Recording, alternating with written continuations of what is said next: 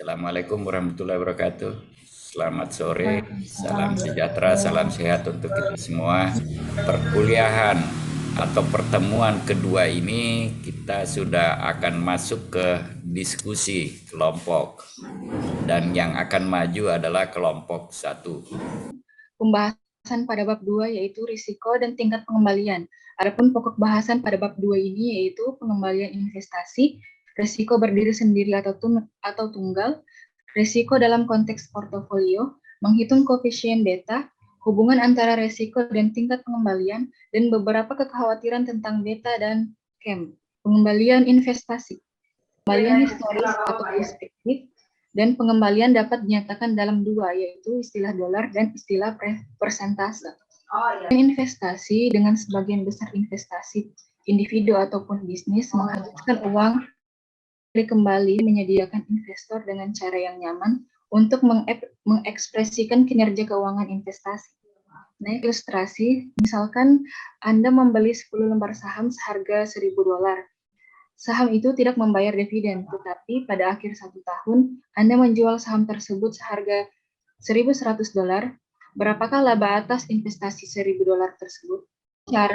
Salah satu cara untuk menyatakan pengembalian investasi adalah dalam istilah dolar. Pengembalian dolar hanyalah total dolar yang diterima dari investasi dikurangi jumlah yang diinvestasikan.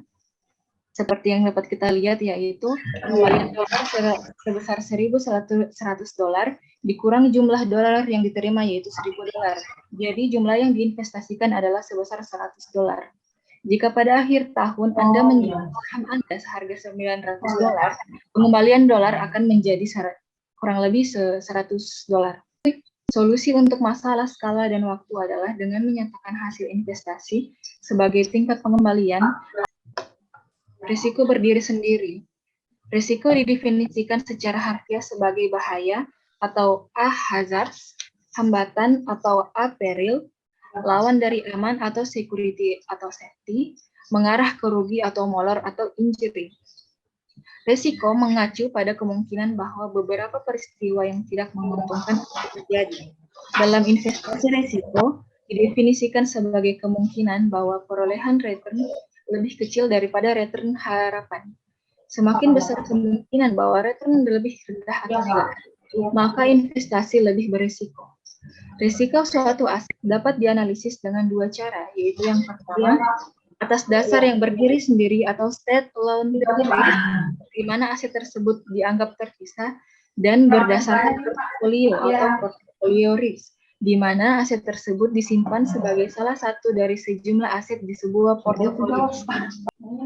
Aset risiko berdiri sendiri atau tunggal adalah risiko yang akan dihadapi investor jika dia hanya memiliki satu aset ini. Jelas, sebagian besar aset disimpan dalam portofolio, tetapi perlu untuk memahami risiko yang berdiri sendiri untuk memahami risiko dalam konteks portofolio. Unik tentang pengembalian atau keuntungan atau biasa jadi, treasury bill adalah sekuritas jangka pendek yang dikeluarkan oleh pemerintah federal. Sekuritas ini memiliki waktu jatuh tempo dalam setahun dan tidak melakukan pembayaran bunga secara teratur. Treasury bill akan mengembalikan 8% terlepas dari keadaan ekonomi. Probabilitas. Yang pertama yaitu tingkat pengembalian yang diharapkan. Jika kita mengembalikan setiap hasil yang mungkin dengan probabilitas kemunculannya dan kemungkinan dan kemudian menjumlahkan produk-produk ini, maka kita memiliki rata-rata tertimbang dari hasil. Bobot adalah probabilitas dan rata-rata tertimbang adalah tingkat yang diharapkan dari kembali, atau R disebut R-topi. Tingkat pengembalian yang diharapkan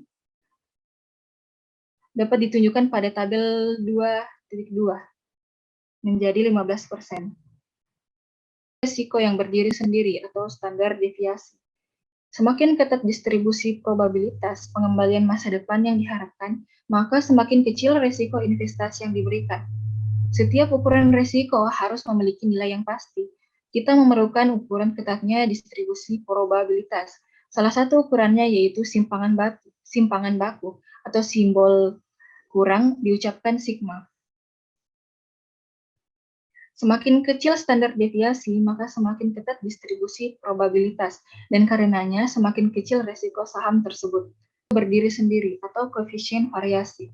Jika pilihan harus dibuat antara dua investasi yang memiliki pengembalian yang diharapkan sama, tetapi standar deviasi yang berbeda, kebanyakan orang akan memilih satu dengan standar deviasi yang lebih rendah, dan oleh karena itu, resiko yang lebih rendah. Jika diberikan pilihan antara dua investasi dengan risiko yang sama atau standar deviasi, tetapi pengembalian yang diharapkan berbeda, investor umumnya akan lebih memilih investasi dengan pengembalian yang diharapkan lebih tinggi. Risiko dalam konteks portofolio. Yang pertama, pengembalian portofolio. Risiko portofolio umumnya bukan rata-rata tertimbang dari standar deviasi masing-masing aset dalam portofolio. Risiko portofolio hampir selalu lebih kecil daripada rata-rata tertimbang aset. Risiko yang dapat didiversifikasi versus risiko pasar. Risiko yang dapat didiversifikasi disebabkan oleh peristiwa acak seperti tuntutan hukum, pemogokan, program pemasaran yang berhasil dan tidak berhasil, menang atau kalah dari kontrak besar, dan peristiwa lain yang unik untuk perusahaan tersebut. Risiko pasar di sisi lain berasal dari faktor-faktor yang secara sistematis mempengaruhi sebagian besar perusahaan, seperti perang, inflasi, resesi, dan tingkat suku bunga yang tinggi. Dua saham dapat digabungkan untuk membentuk portofolio tanpa risiko jika R sama dengan min 1.0. Risiko tidak berkurang sama sekali jika kedua saham memiliki R sama dengan plus 1.0. Secara umum, saham memiliki R 0,65, sehingga risiko diturunkan tetapi tidak dihilangkan. Investor biasanya memegang banyak saham. Terjadi pada risiko rata-rata 1, saham portofolio lebih acak saham yang dipilih ditambahkan.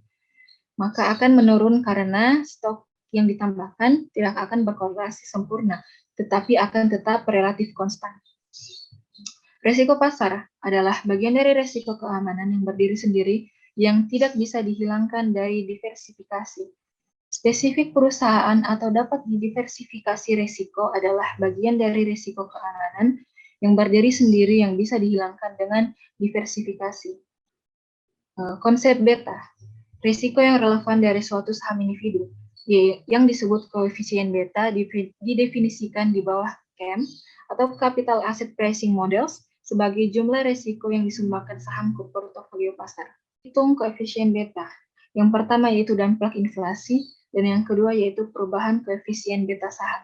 Perusahaan dapat mempengaruhi risiko pasarnya, oleh karena itu, beta melalui perubahan komposisi asetnya dan juga melalui penggunaan utangnya. Bagaimana cara menghitung beta? Yang pertama yaitu jalankan regresi dengan pengembalian saham yang bersangkutan diplot pada sumbu Y dan pengembalian portofolio di pasar diplot pada sumbu X. Kemudian kemiringan garis regresi yang mengukur volatilitas relatif didefinisikan sebagai saham koefisien beta atau B. Interpretasi beta. Jika B sama dengan 1,0, maka saham memiliki risiko rata-rata. Jika B lebih besar dari 1,0, maka saham lebih berisiko daripada rata-rata. Jika B lebih kecil dari 1,0, maka saham kurang berisiko daripada rata-rata. Dan sebagian besar saham memiliki beta dalam kisaran 0,5 hingga 1,5. Berikut beberapa kekhawatiran tentang beta dan CAM. Sebuah studi oleh Yugni Fama dari University of Chicago dan Kenneth French of Yale meragukan CAM, Fama dan French. Fama dan French menemukan dua variabel yang secara konsisten berhubungan dengan return saham. Yang pertama yaitu ukuran perusahaan dan yang kedua rasio pasar atau bukunya. Setelah menyesuaikan dengan faktor lain, mereka menemukan bahwa perusahaan yang lebih kecil telah memberikan pengembalian yang relatif tinggi dan pengembalian yang relatif tinggi pada saham dan rasio pasar atau buku yang rendah. Pada saat yang sama dan bertentangan dengan CAM, mereka tidak menemukan hubungan antara beta saham dan pengembaliannya. Kira itu sekian. Assalamualaikum warahmatullahi wabarakatuh. Selamat sore. Waalaikumsalam warahmatullahi wabarakatuh.